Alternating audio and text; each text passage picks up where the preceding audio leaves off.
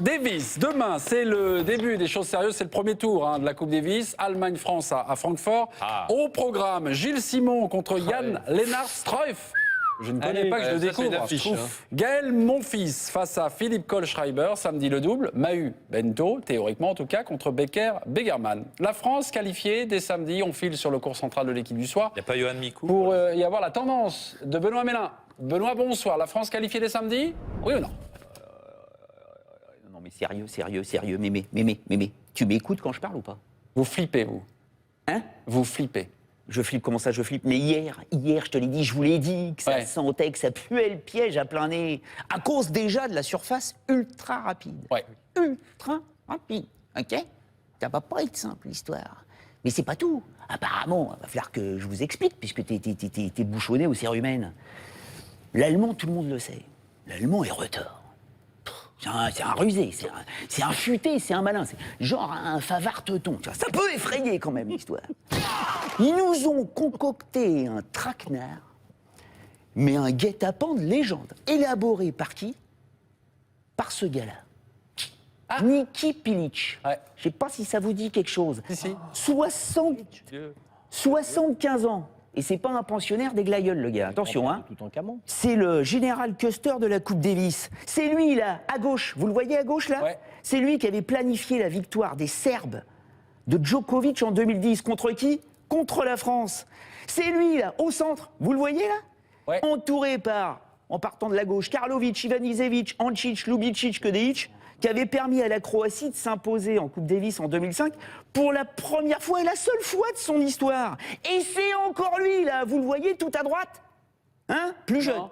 À droite, tout à droite, là. Oui, d'accord, je le vois, Qui fera gagner 3 fois l'Allemagne de Becker. Le Becker, c'est le deuxième en partant de la gauche. Vous voyez, il est tout jeune, non?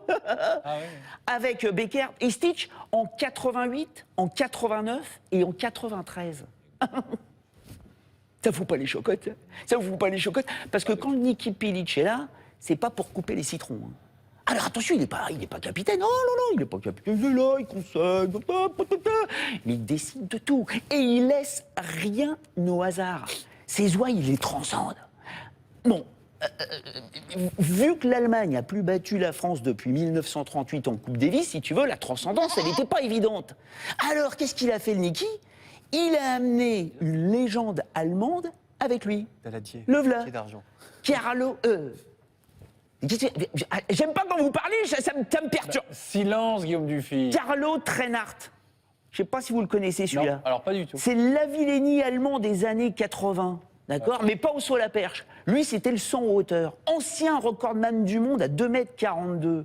Ancien champion d'Europe. Qui s'est spécialisé dans la préparation physique et dans la préparation mentale. C'est un seigneur en Allemagne. C'est le Kaiser. Tout le monde l'écoute.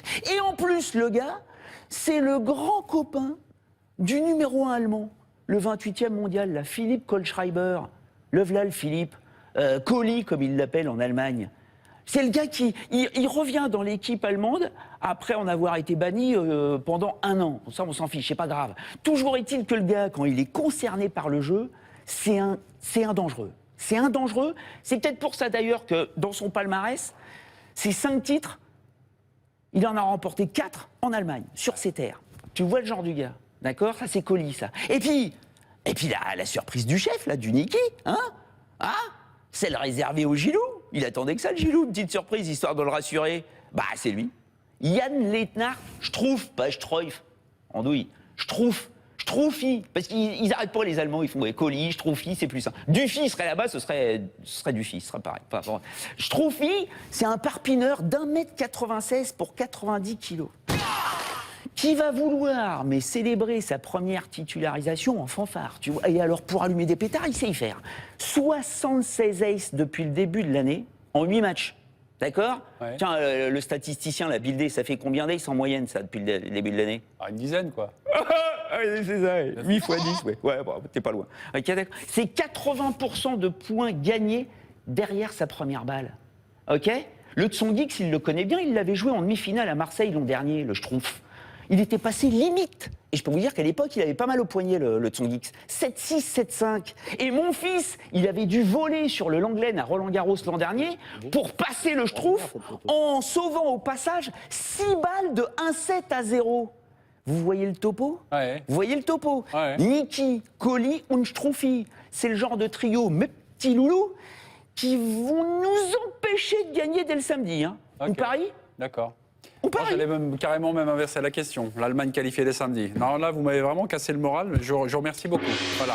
Bon, on se retrouve demain. Ou même dans l'extra time si vous avez des questions, si vous voulez cuisiner un petit peu sur les Français.